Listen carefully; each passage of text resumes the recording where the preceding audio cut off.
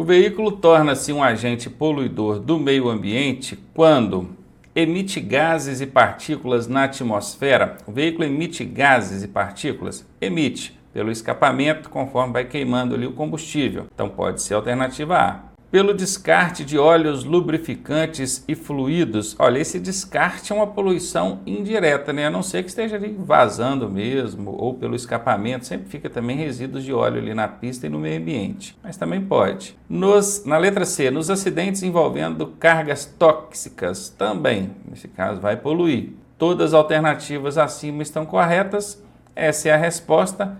Inclusive, fica aqui a dica, em 80% dos casos que na alternativa D tiver escrito todas, a resposta será essa, tá? Quais são os ciclos de um motor? Bom, aqui deveria ter especificado se é ciclo de 4 tempos ou de 2 tempos, mas tudo bem. Vamos analisar aqui as alternativas. Entrada, saída e escapamento. Bom, esses ciclos, gente, para quem está estudando em mecânica na autoescola ou quem está fazendo pelo nosso curso também, é o seguinte. O motor, para ele trabalhar, para funcionar, ele precisa de admitir combustível, então tem o tempo de admissão. Depois ele comprime esse combustível, essa mistura explosiva, né, na verdade, que é o tempo de compressão. Depois ele explode esse combustível, queima ele e por fim ele joga os resíduos para fora, que é o escapamento. Então é admissão, compressão, explosão e escape. Vamos ver aqui, ó. Admissão, tudo bem, é o primeiro tempo. Compressão, que é o comprimir ali a mistura gasosa.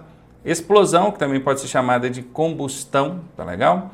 E escape, que também pode ser chamado de exaustão ou de descarga. Essa alternativa B bate certinho, certamente essa é a resposta.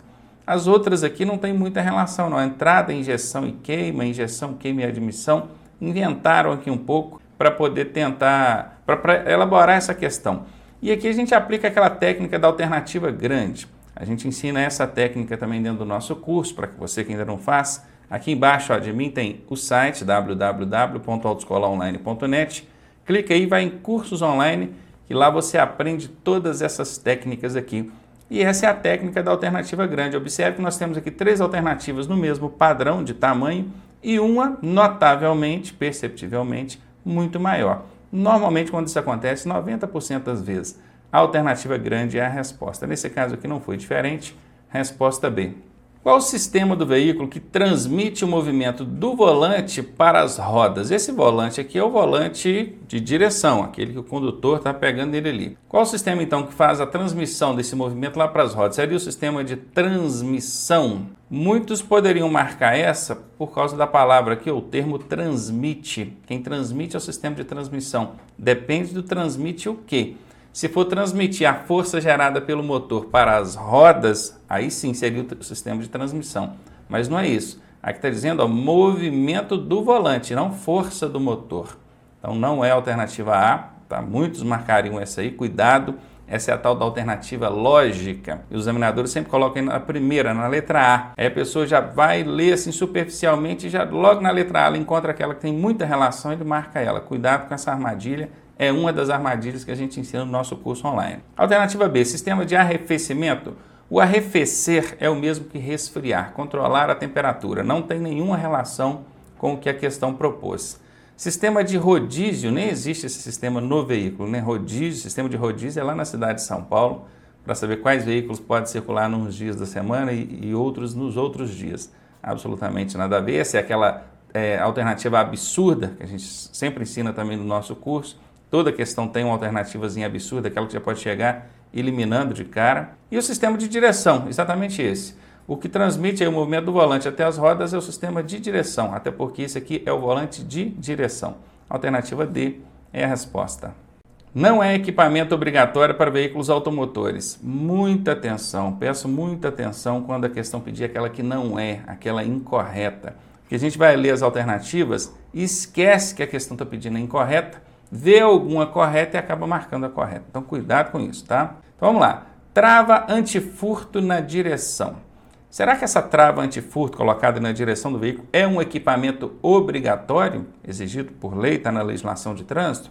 Não é. Certamente você não aprendeu que lá no seu curso aí na autoescola ou no nosso curso online que trava antifurto é equipamento obrigatório. Não é. Como a questão está pedindo aquela que não é, certamente essa será a resposta. Vamos ver a alternativa B. Freio de estacionamento, conhecido pela absoluta maioria como freio de mão. Isso nos automóveis, obviamente. O freio de mão ou freio de estacionamento é um equipamento obrigatório para veículos? Sim, é. Como a questão está pedindo aquela que não é, então a alternativa B está fora. Limpador de para-brisas é um equipamento obrigatório. A questão pede aquela que não é, então eu elimino também a letra C. Luzes indicadoras de direção. Que equipamento é esse, hein? É o que a gente chama de seta. Perceberam? Aqui falou freio de estacionamento. Se falar só freio de estacionamento, muitos podem não entender. Mas falou freio de mão, pô, matou na hora. Falou luz indicador de direção, muitos podem não entender. Mas falou seta. Então vamos começar a relacionar o nome popular, o termo popularizado que a gente conhece, ao nome técnico, porque na prova pode sim cobrar de forma técnica. Então a seta é um equipamento obrigatório no veículo? Claro que é. Como alternativa, a questão que é aquela que não é, eu elimino a alternativa D, ficamos mesmo com a alternativa A. O CONAMA e as agências ambientais dos estados e municípios têm como principais preocupações. Olha que interessante, preocupação. CONAMA é o Conselho Nacional do Meio Ambiente, tá? E demais agências ambientais aí, tanto nas esferas estaduais quanto nas municipais. Vamos lá, quais são as principais preocupações desses órgãos ambientais? A defesa da saúde e do meio ambiente. Bom, que esses órgãos ambientais têm como foco principal a defesa do meio ambiente, acho que ninguém tem dúvida, tanto que por isso são órgãos ambientais. Quando a gente fala aqui defesa da saúde, é claro que não é uma preocupação, uma relação direta, mas indireta sim, que se a gente preza pela preservação do meio ambiente, consequentemente é porque a gente quer o bem-estar da saúde, da vida. Então faz sentido, a alternativa A pode ser a resposta. B, a conservação das estradas. Os órgãos ambientais não têm nenhuma preocupação no que diz respeito a conservar as estradas, as vias, pavimentação, sinalização. Isso é competência dos órgãos, dos respectivos órgãos, né? Se é uma via municipal, o órgão municipal. Se é uma via estadual, o órgão estadual e assim consecutivamente. Então, nenhuma relação, B está fora. A orientação do fluxo de veículos nas vias também não é preocupação de órgão ambiental. E fiscalização da produção de veículos também não são os órgãos ambientais que fiscalizam a produção de veículos. A alternativa D está fora. Uma questão relativamente fácil, muitos aqui responderiam até pela lógica, porque a única que fala aqui de meio ambiente é a alternativa A, correto? Enquanto nós estamos aqui na questão órgãos ambientais, olha, órgãos ambientais. Consequentemente, isso nos remete a meio ambiente e a única alternativa que fala de meio ambiente é a A mesmo. Então está aí a resposta para vocês. O condutor que deixar de manter distância de segmento entre o veículo que dirige e aquele que o precede estará cometendo veículo que o precede. Que termo é esse, hein, que talvez você possa não conhecer? Você pode não saber o que é precede, mas você sabe o que é segue, não é? Se eu disser para você assim, o veículo que te segue, você sabe que é aquele que vem atrás de você. Quando eu disser veículo que o precede, é aquele que vai na frente. Precede é o contrário, o oposto de segue. Combinado? Então já conhece aí o termo, já sabe. Você está dirigindo um veículo e precisa manter distância em relação àquele que o precede, em relação àquele que está à sua frente. Se você não manter essa distância, que é o que a questão está dizendo aqui, qual infração você estará cometendo? Vejamos, uma falta leve. Bom, para quem não estudou, para quem não conseguiu guardar aí essas infrações mais comuns, porque essa é uma das mais comuns, fica até difícil, analisando a alternativa A, dizer se ela ou não a resposta, porque não tem mais nada aqui, nenhum argumento, nenhuma dica para nos mostrar se é ou não a alternativa A. Vou deixá-la de fora por enquanto. Ela é uma infração e será punida com retenção do veículo. Bom, que é infração, a gente sabe, desobedecer uma norma. Agora, será punido com a retenção do veículo? Há pouco tempo eu mostrei numa das questões que eu corrigi aqui, que a retenção ela vai ser aplicada com a finalidade de regularizar um problema. Então imagine, qual que é o problema ali? Falta de distância em relação ao veículo da frente. No que o agente de trânsito te abordou para autuar, apesar de que essa é uma autuação que pode ser feita sem abordagem, no que ele te abordou, o veículo que estava na sua frente já foi embora. O problema já está solucionado. Então não há por que manter o veículo retido. É uma questão de lógica.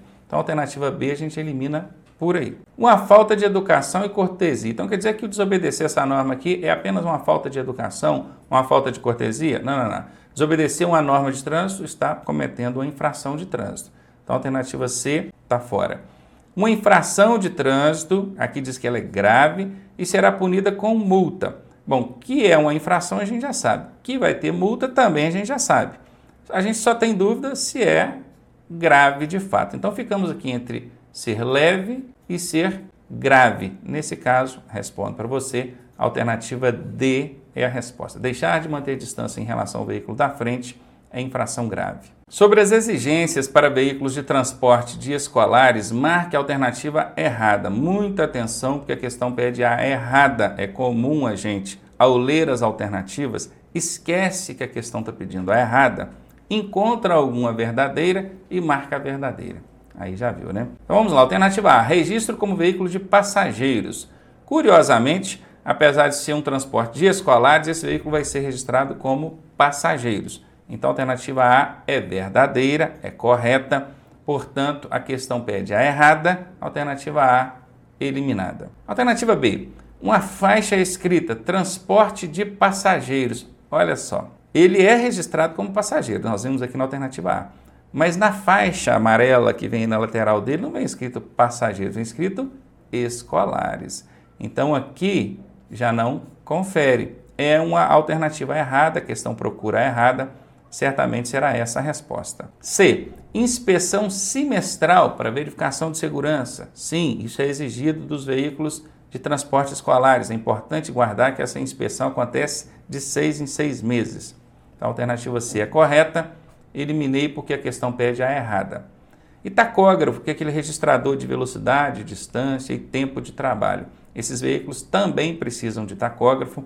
É uma alternativa correta. Como a questão pede a errada, eliminei a letra D. Ficamos mesmo com a letra B. Após a aprovação no exame teórico-técnico, é o exame de legislação que você faz lá, a prova inscrita, será expedido ao candidato o CRLV. O que é CRLV? É Certificado de Registro e Licenciamento de Veículo. Isso aqui é um documento do veículo, não tem absolutamente nada a ver aqui com o processo de habilitação do candidato. A alternativa A está fora. Será expedido, então, a LADV. O que é LADV? Licença de Aprendizagem de Direção Veicular. Sim, o candidato que passou no teórico aqui, ele precisa dessa licença para treinar as aulas de prática de direção. Certamente será essa a resposta. Seria a PPD. O que é PPD? Permissão para dirigir. Passou no teórico técnico, já emite a permissão para dirigir? Habilitação provisória? Não, só depois que passar no exame de prática de direção, né? Alternativa C está fora. Ou seria a CNH? Já vai emitir a CNH? Aí que não é mesmo, né, gente? A CNH só depois de 1 ano que tiver com a provisória, aí sim vai emitir a Carteira Nacional de Habilitação. Letra D também está fora. Questãozinha relativamente fácil, a resposta é B, mas tem a famosa sopa de letrinhas, né? Tá vendo a importância de conhecer essas sopas de letrinhas? Pois é, nessa aí você já aprendeu mais 4. Em casos de recursos de multas em segunda instância, a qual órgão deve-se recorrer? Bom, quando a gente recorre de uma penalidade, a gente recorre à Jari, isso em primeira instância. E se a Jari julgar improcedente o seu recurso, o seu pedido, não acatar, não aceitar, aí você ainda tem um recurso em segunda instância? Tem. Dentro do processo administrativo de trânsito, você tem a segunda instância. E é isso que a questão está querendo saber, a quem você vai recorrer nessa oportunidade. Então aqui, essa questão, analisando ela, até percebi uma pequena falha. Porque se a autuação, se a penalidade, né, que já não é nem autuação, se a penalidade foi aplicada por um órgão da União, da Federação, do Brasil, né, vamos dizer assim, que fica mais fácil de entender. Pode ser que uma turma especial da Jari julgue em segunda instância. Então, nesse caso, a gente teria aqui como resposta a alternativa A. Mas e se for aplicada a penalidade por um órgão estadual ou distrital, que é do Distrito Federal, ou um órgão municipal? Vai ser uma Jari, uma junta especial da Jari que vai julgar? Não. Aí vai ser quem? Vai ser o CETRAN. Então, vejam que aqui a gente tem poréns. O DENATRAN e a CIRETRAN não vão mesmo, jamais julgar aqui recurso de multa, não são órgãos recursais.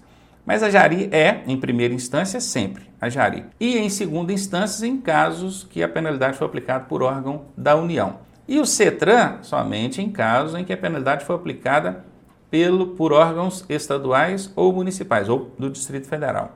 Aqui, quando eu disse que a União, né, a punição, a penalidade foi aplicada pela União, pode até o CONTRAN entrar aí nessa questão de julgamento em segunda instância, apesar de que agora, recentemente, teve aí uma mudança, uma alteração nesse sentido, que o CONTRAN não vai mais julgar em segunda instância, vai ser sempre um adjunto especial da Jari quando as infrações forem da União aí.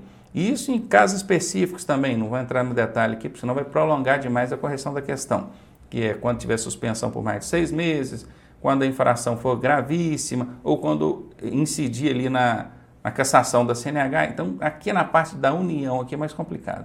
Mas, enfim, apesar de ter deixado uma contradição aí, uma contestação, eu tenho certeza que a intenção do examinador aqui foi pedir essa resposta. CETRAN recorre em primeira instância à Jari, em segunda instância ao CETRAN, Conselho Estadual de Trânsito, ou CONTRANDIF, se for no Distrito Federal. Marque a alternativa verdadeira. Toda via não sinalizada é considerada... Bom, você chega numa via, uma determinada via, uma rua, uma avenida, seja o que for, e não tem sinalização regulamentando se aquilo ali é mão única ou mão dupla, nem vertical, nem horizontal, porque a linha que divide as faixas ali também determina se é mão única ou mão dupla, sendo branca, sentido único, sendo amarela, sentido duplo. Mas não tem sinalização nenhuma. Será que nesse caso a gente pode considerar que essa via ela é de mão dupla aqui? Será que podemos?